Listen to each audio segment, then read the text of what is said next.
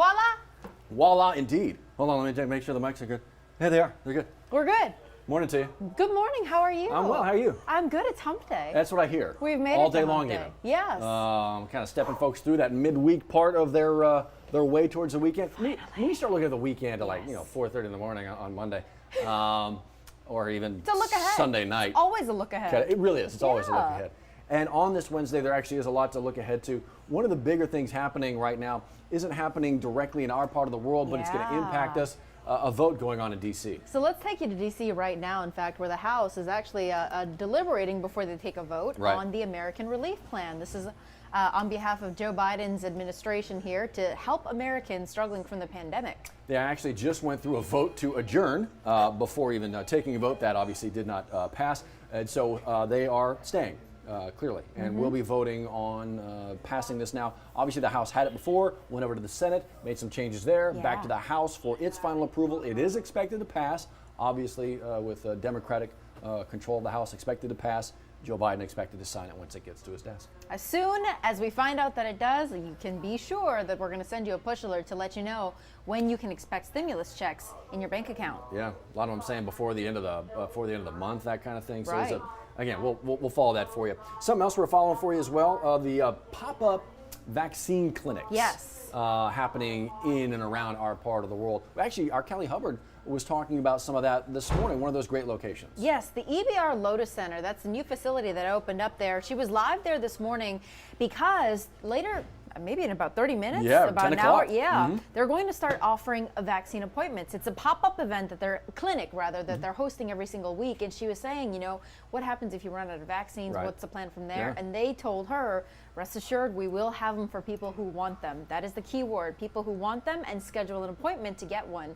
As of this morning, they had several hundred. There's still several hundred. As they go through the week, they said they were going to be doing it a couple days a week this week to start, and still had several hundred slots open, like you said. So make the phone call, see if you can be a part of that. But that's just actually one of Ochsner or Baton Rouge also doing it. Now, it's not a pop-up, it's Ochsner. Obviously, they've done it there before. But the good thing about this one is, and they're doing those the next number of days, all the way through at least this Saturday to this point. One of the great things about that as well, you don't have to be a patient of Ochsner. That makes it very easy, especially if you live close to an Ochsner facility. Yes. Makes it way easier for you. So if you have a neighbor, if you know someone that has been looking for one, this is a place to check. Ochsner is a place to check. And Matt mentioned this yesterday, vaccinefinder.org. That's a great resource. Find the closest location to you to get that taken care of. And then again, we always have that. I mean, we have that hyperlink in here in a number of stories. You'll be able to find it somewhere. But as we always say, just so long as you have all the information you need to make those kind of decisions, we don't care where you go. And vaccinefinder.org is really a great resource. Yeah. Something happening at 10 o'clock this morning, the mayor's team jumping on for a webinar. Yeah, so we talked a little bit about this yesterday, right? So obviously with the pandemic, that's put a lot of people out of business, out of work, which means they're struggling to pay their rent. So we're getting some federal money to help with the housing assistance. And today's webinar is specifically talking about how landlords can benefit from this and what they can expect from their tenants as that federal money gets trickled down to EBR Parish. There's going to be a portal, right? An online portal that renters are going to be able to really kind of begin to access. That's next Monday, right? And so, as you mentioned, there's those federal dollars coming down. It's in the double digits of millions coming down to help us kind of transition through this period. Because, my gosh, so many people still trying to figure out how am I going to afford this? I haven't had to pay for a quick minute, but now it's going to come around. I do those checks are coming due, rent checks are coming due. How do I? So that's coming up on Monday. You really get to see how that is. But as you mentioned, this is really for the landlords today. That's it. And you do have to pre-register. I know you may not see it right here, but it's easy. It's on the city government website, brla.gov/community development. Very easy to find. Yeah, you can listen. Because you have to register, Exactly pre-register for that. Something else actually happening today as well, a little south of us, but a lot of folks are going to be paying attention to it. The mayor of New Orleans set to speak. So New Orleans has been in phase 2 for the last couple of months, while Louisiana has been in phase 3, not a couple of months, like a week or two now. And that's intentional because New Orleans had received so many visitors. Their positivity rates weren't just where Mayor LaToya Cantrell wanted them. They've been in that modified phase 2. Right. But today we are expecting an announcement to see whether New Orleans will move into phase 3. And it's all about those positivity rates. Yeah. you're talking about. And you talk about that magic 5%, right? That you got to get to have like 2 weeks in a row before you're really kind of allowed to make any of those, pull back, that kind of thing. Is New Orleans there? You can look at the numbers yourself. Are those restrictions, some of them about to be eased up a bit? We'll see. But again, that's the expectation from the mayor. Again, speaking at 11 o'clock this morning. Yeah. Obviously, we'll have the very latest for you on 9 News at noon. We'll update you right here at the website and the 9 News app as well. Something else that is happening. How long? What was the temperature today? It's like 60 degrees as we woke up, right? Yeah, 59, 59 degrees. 62-ish. Can you remember when we were going through this? Feels like months ago. It really kind of does. It wasn't that long ago. No. I mean, we were talking, mid-February when this was all happening? Early February? It just seems, yeah. Yes, and now we have been approved. We, as in 23 parishes in Louisiana, have been approved for disaster declaration. So that means this money will help out short-term loans for absolutely. repairing your home, any damage you may have sustained in your yeah. neighborhood. So not every parish yet, but Not we yet. are expecting more to roll out in the coming days. Yeah, obviously it includes, you see the big one, EBR right there. Yeah. It's obviously the most populated parish in our viewing area. But as you mentioned, the 23 right now, that could be added to. We will see, but that's big news. That's good news for a lot of folks as we kind of step through all this. I mean, all the power outages, the water outages, the issues for a week or more, depending on where you were in Louisiana. So that's big time for a lot of help. folks. Yeah.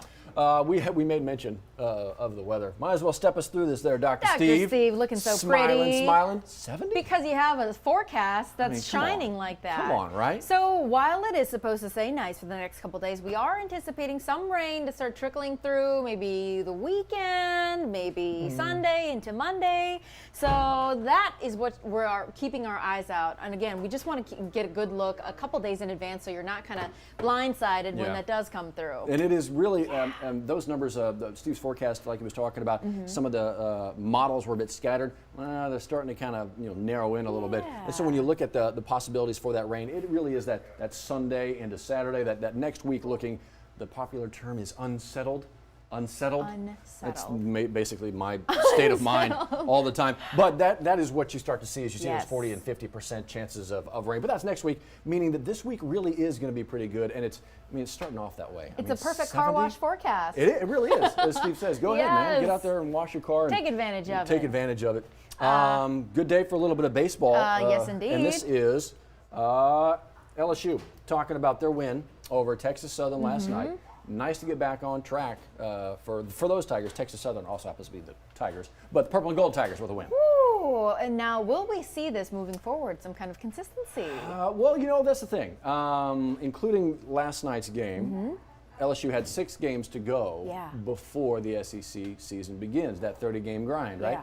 And so the idea is to kind of get your ducks in order, your house in order, your lineup set, your layout set, before you get to that point. And Coach Paul Maneri shuffled it up a little bit yesterday with second and short and third. And did he see what he wanted to see? Did the shuffling around happen? Did the adjusting of the batting order help? Yeah. They won 10-4. Seems like They're it playing did. again tonight, so we'll see. Ooh, down in New Orleans, UNO. You know who was just playing in New Orleans, but over at Tulane? Southern. Yeah. It's a tough night for them, though. It's not how we wanted it to turn out, No. but I mean, they went down there. It was a good experience, and hopefully that'll take what they did not do and turn it around for the next one. Look, anytime you play Tulane, it's going to be a test, and so it's always going to be an educational experience for you as you get ready to play your conference season. Which, oh by the way, the Jags are about ready to begin. Prairie View A&M this Friday on the road, beginning a 3-game series. So their SEC season or conference season is set to start a little bit sooner. Okay. Getting ready to get to it, and of course, think about big games to come. LSU basketball. They're getting ready to go at it. Conference tournament. Completely blanked on that. Game 1 of that tournament is today. There's just one game today. You got a bunch more tomorrow. Depending on who wins today. Well, it's actually tomorrow's game we got to look at as Tiger Wednesday. fans. Exactly. There's just one game on the court today, but then Thursday it really kind of gets going. Winner of Ole Miss and South Carolina, that's going to play the Tigers on Friday. But so there's a lot going on right now as you kind of weed through everything. I mean, we were talking about gymnastics earlier. They're about a little bit more than a week away from going to the conference championship tournament. Warwick Dunn finalists. Actually, that's all happening. There are guys right now in the studio, right now as we speak, interviewing. Yeah. We could show you the finalists. but we're not going. You've seen some of them.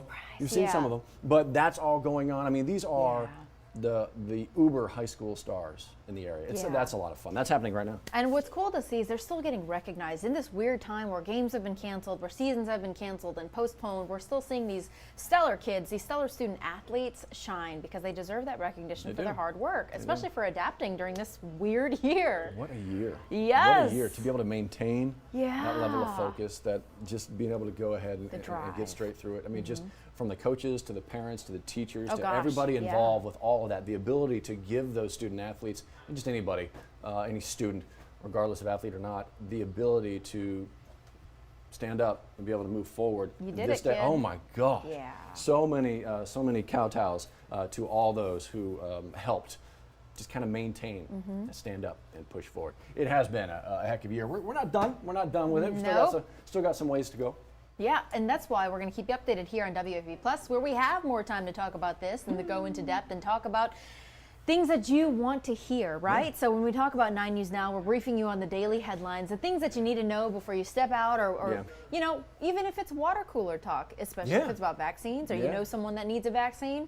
Here's where we can fill you in. You can ask us questions. Johnny A. celebrating Women's History Month, interviewing some local pageant contestants. Yesterday, that was pretty cool. That's pretty good. So he's good about just showcasing our community. And then today, Jacques is a special guest too, right? Yes, Marcus Thornton, former LSU basketball star who, I mean, he's one of those guys who was part of one of those teams that got LSU further than, quite honestly, LSU basketball fans are used to getting. Yeah. He's one of those guys, anytime he was on the court, anytime he had the ball and he was running the floor, you felt good about the possibilities. You felt good about having to play some of the top teams in the country. Anyway, Jacques, his conversation with him, an extended conversation, if you haven't already seen pieces and parts of it, talking about, for instance, one of the stars on the team this year, freshman Cam Thomas, right? There's a lot of parallels that you can make between these two.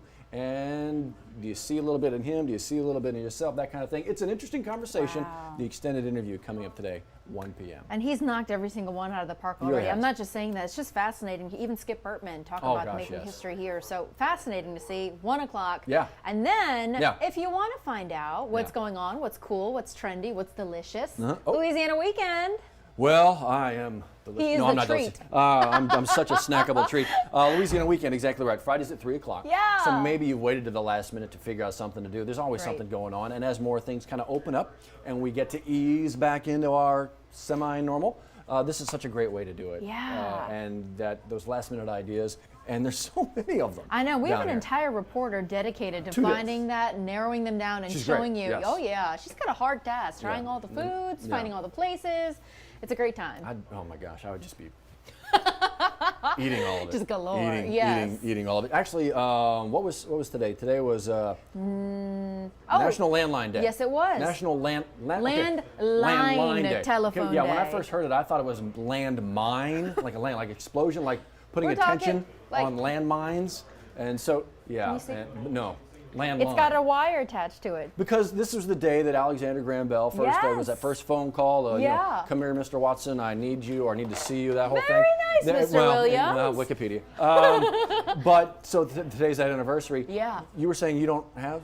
No, so when I moved here, my cable company said, if you install a landline, we'll make your package cheaper, but you got to go out and buy the phone. I said, no. I say hell to the no. No, you're only saving $10, and I'd spend that $10 to buy a phone. So no. I've still got one. Honestly, it's good because I feel like if you needed to call 911, they'd be able to ping your location faster. So it's safer. The safety conversation in my head is why my family, my house still has one. Right. And I also go back to so many years dealing with hurricanes, right? Yeah. And cell service would get thrown out. Maybe you can still text, that kind of thing. Texting was a saving grace during the flood in 16, right? Cell service done. But back in the day, when the hurricanes that came around, and maybe you had one of them fancy landline phones, you know, that kind of deal that just knocked out because you had to plug it in. Well, no, the old-timey phones. Yeah. We used to keep one all the time. My folks used to keep one all the time, right next to the bed, just in case. That would still work. Just plug it into the landline. You have that communication.